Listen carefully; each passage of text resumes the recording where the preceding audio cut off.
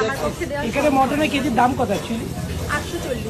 840 না, আমাদের ওখানে 750 টাকা। আমি জানি সামনে এক প্লেট খাবার রাখা আছে, কিন্তু আপনারা কেউই সেদিকে তাকাচ্ছেন না, কারণ ওই খাবারগুলোর থেকে দুধে একটু বেশিই পুষ্টি, আর পুষ্টিকর খাবারের দিকে সকলেই তাকায়। কি তাকিয়ে আছেন না? দুষ্টু যত সব।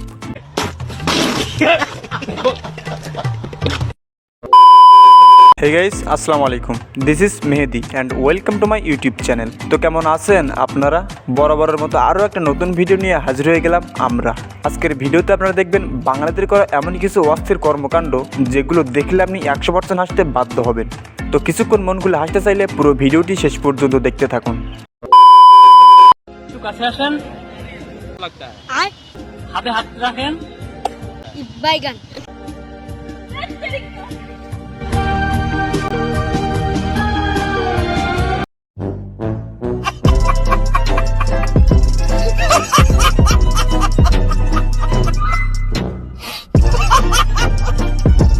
বিশ্বাস করেন গাইস, এই একটাই কারণে আমি এখনো পর্যন্ত সিঙ্গেল। শেখ মুজিবুর রহমানের দল করি, আমি মরিয়ে গেল আমার কোনো আফসোস নেই।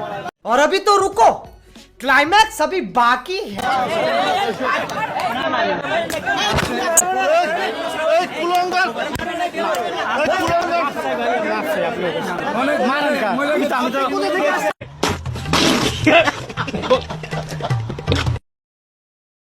এই যা কোন কথা কোন জায়গায় বলে দিল।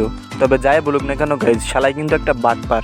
কেননা এখনই বলছিল যে মরে গেলেও বঙ্গবন্ধুর দল ছাড়বে না, আর 2-4টা মার খাওয়ার পরে বলছে ভাই আমার ভুল হয়েছে, মাফ করে দেন। অসুস্থ হয়ে পড়ি, তারপর আমাকে তো মৃত ঘোষণাই করলো ডক্টর।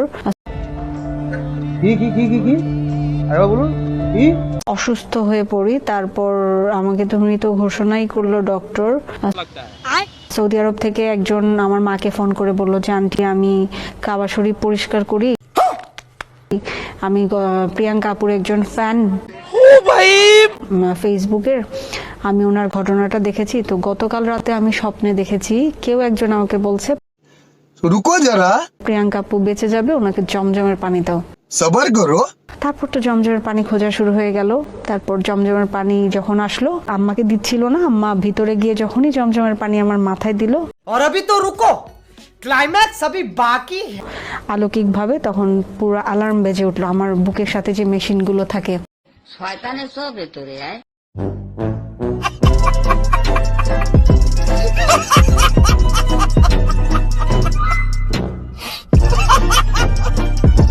আপনি আমি সকলেই জানি যে যে কোনো জিনিসের একটা সীমাবদ্ধতা আছে, ঠিক তেমনই চাপাবাজির একটা সীমাবদ্ধতা আছে। কিন্তু ইনি তো সীমাবদ্ধতা লঙ্ঘন করে ফেলছে। এইটা কোন লেভেলের চাপাবাজি ভাই? কাবা শরীফের কর্মচারী যদি এনার ফ্যান হয় তাহলে কি দেশ দুনিয়া চলবে গাইস? আপনারাই বলুন। আমার মনে হয় মুসলিমদের একটা তো ভালো, কিন্তু জামাত ইসলাম আসলে তো শুটিং করতে দেবে না কাউকে। কিন্তু আমাদের টাকাগুলো আটকে আছে, ওগুলো উঠাবো, দরকার হলে ধার্মিক ছবি বানাবো। আচ্ছা গাইস, ধার্মিক ছবি কি? আমি তো এখন পর্যন্ত কোনোদিন ধার্মিক ছবি দেখলাম না। যদি আপনারা কেউ দেখে থাকেন সেটির নাম অবশ্যই কমেন্টে লিখে যাবেন, আমি একটু দেখব। আমার তাসকিন ভাইয়ের ভালো লাগে।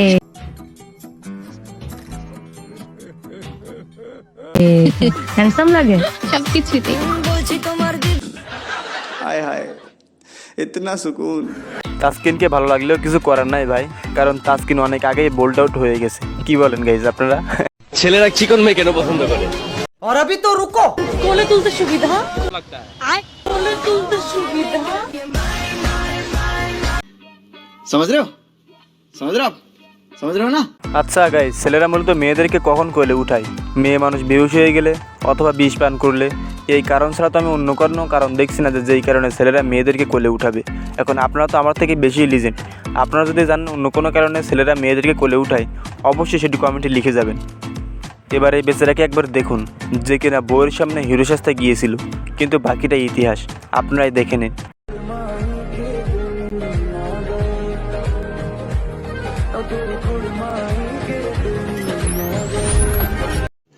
रुको जरा, सबर करो।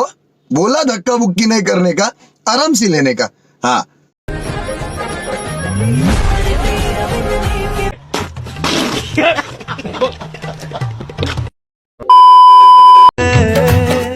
मैं ही क्यों, oh my God, wow, इश्क जाहिर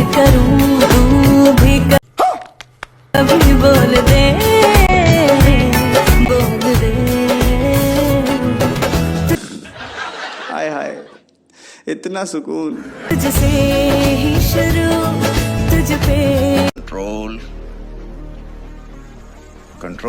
বেঁচে থাকুক এমন সকল কাপড়ের ভালোবাসা, আর দিন দিন পদ্মা রাখায় আমরা সিঙ্গেলরা।